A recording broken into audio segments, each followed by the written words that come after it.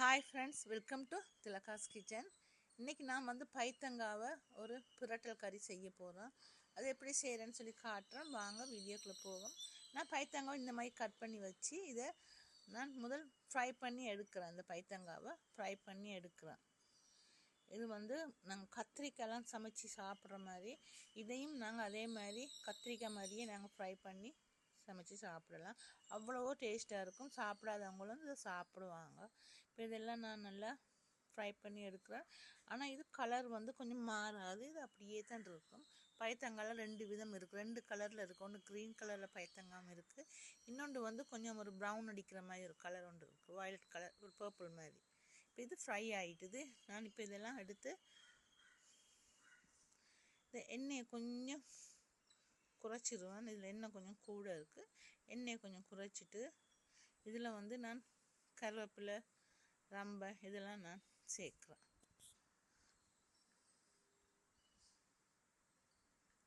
சேர்த்துட்டு இப்போ இதில் வெங்காயம், பச்சை மிளகாய் இதெல்லாம் சேர்க்குறேன்.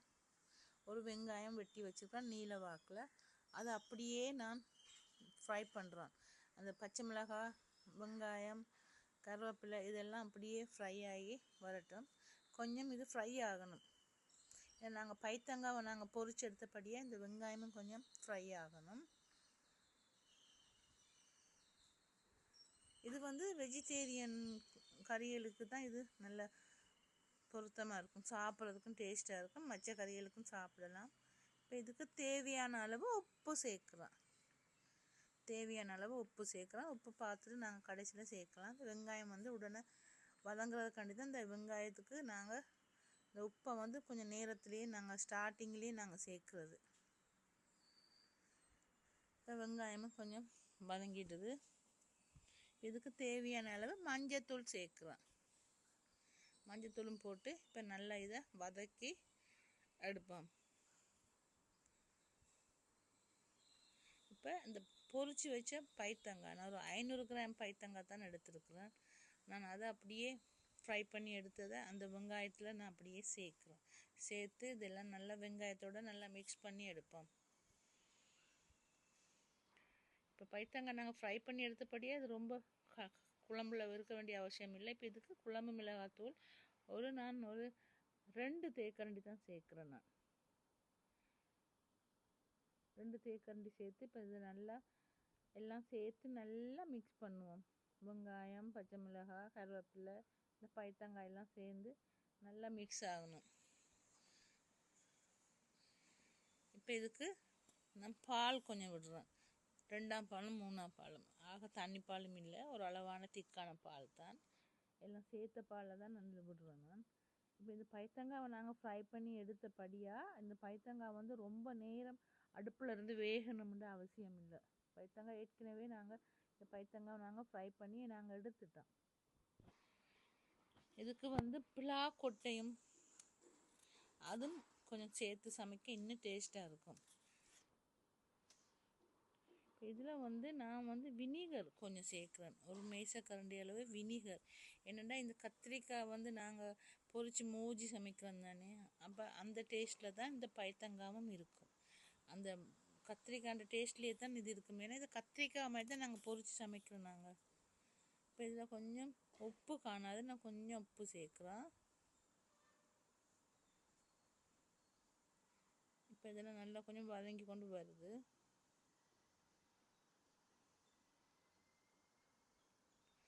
அப்படியே எல்லாம் டேஸ்ட் பார்ப்போம், எப்படி இருக்குன்னு, என்ன குறைபாடு இருக்குன்னு எல்லாம் பார்ப்போம்.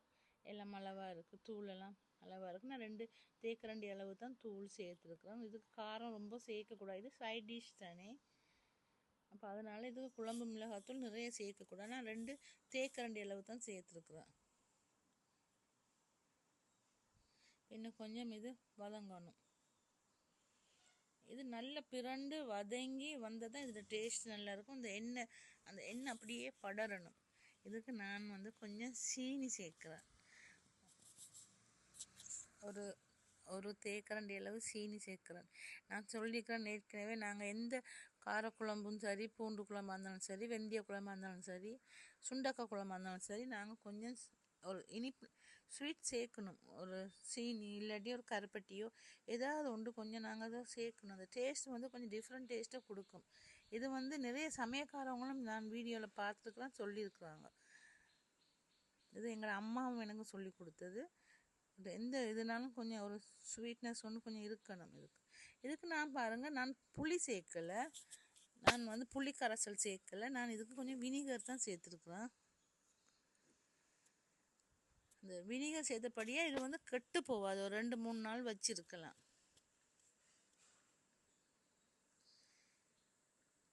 இது ஆனால் அடிப்பிடிக்காமல் பக்கத்துலேயே இருந்து பிரட்டி விடணும். அப்போ தான் இதில் அந்த டேஸ்ட்டும் நல்லா இருக்கும். இந்த தேங்காய் பால் எல்லாத்துக்கும் போய் சேரும். இதுக்கு வந்து ஜாக் ஃப்ரூட் சீட்ஸ் இருக்குது இல்லையா, பிளாக்கொட்டை, அது வந்து சில பேர் போட்டு சமைப்பாங்க. நானும் சமைச்சிருக்கிறேன். நான் அது ஏற்கனவே நான் ஒரு வீடியோ போட்டிருக்கிறேன். பைத்தங்காவும் பலாக்கொட்டையும் சேர்த்து நான் ஒரு வீடியோ நான் போட்டிருக்கிறேன்.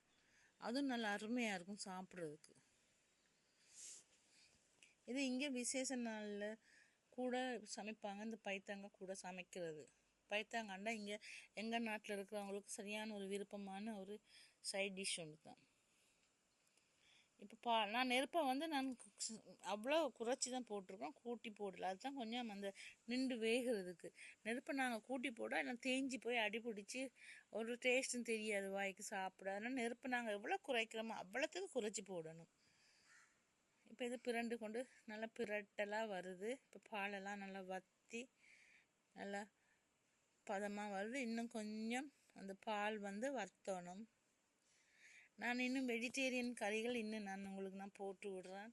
நிறைய கறிகள் இருக்குது. நான் ஒவ்வொரு வெஜிடேரியனாக நான் போட்டு விடுறேன் இந்த யூடியூப் சேனலில், பெரிய வீடியோவில். நீங்கள் எல்லோரும் பார்க்கணும், கட்டாயம் பார்த்து எனக்கு லைக் பண்ணி ஷேர் பண்ணணும். இந்த ரெசிபியும் வந்து நீங்கள் பார்த்துருப்பீங்க நான் எப்படி செய்கிறேன்னு சொல்லி. இது அவ்வளோத்துக்கு நாங்கள் இந்த கறிகள் செய்கிறோன்னா நாங்கள் பொறுமையாக அமைதியாக நிதானமாக நாங்கள் செய்யணும். நாங்கள் அவசரமாக எந்த கறியும் நாங்கள் செய்யக்கூடாது. அந்த கறியோட டேஸ்ட்டும் அப்போ தான் நல்லா இருக்கும். இப்போ பாருங்கள், இப்போ நான் நெருப்பை குறைச்சி வச்சனால தான் இது கொஞ்சம் லேட் ஆகுது. இப்போ இது பிரண்டு நல்லா ரெடி ஆகிட்டுது. இது வந்து மற்ற கறிகள் நாங்கள் சைட் டிஷ்ஷுக்கு சாப்பிட்றத விட நாங்கள் வெஜிடேரியனாக ஒரு அமாவாசை நாளில் ஒரு விசேஷ நாளில் இந்த நாள்லேருந்து பைத்தங்காய் கறி கூடுதலாக இங்கே இருக்கும். இது எங்கள் நாட்டில் வந்து பைத்தங்காய் சாப்பிட்றது கூட தான் எல்லோரும் விருப்பமான ஒரு பைத்தங்காய் கறி எல்லாருக்கும் பிடிக்கும் இங்கே. ஆனால் இது ஃப்ரெஷ் பைத்தங்காய், எனக்கு ஜெஃப்னாலேருந்து வந்தது நல்ல பைத்தங்காய். இப்போ எண்ணெய் பாருங்கள், அந்த எண்ணெயெல்லாம் திரிஞ்சு கொண்டு வருது, மேலால் வருது. அந்த எண்ணெய் அப்படி திரிஞ்சு வரணும். அப்போ தான் அந்த பைத்தங்காய் அந்த டேஸ்ட்டும் கொஞ்சம் நல்லா இருக்கும். அந்த எண்ணெய் அப்படி திரிஞ்சு வராமல் இந்த கறியை நீங்கள் எடுத்து வைக்கக்கூடாது, இந்த எண்ணெய் திரிஞ்சு வரணும். இப்போ இந்த வீடியோலாம் பார்த்துருப்பீங்க, நான் போடுற வீடியோலாம் நீங்கள் பார்க்குறீங்க, எல்லோரும் பார்த்து எனக்கு லைக் பண்ணுறீங்க, ஷேர் பண்ணுங்கள். அதே மாதிரி இந்த வீடியோவுக்கும் எனக்கு லைக் பண்ணி ஷேர் பண்ணி சப்ஸ்கிரைப் பண்ணுங்கள்.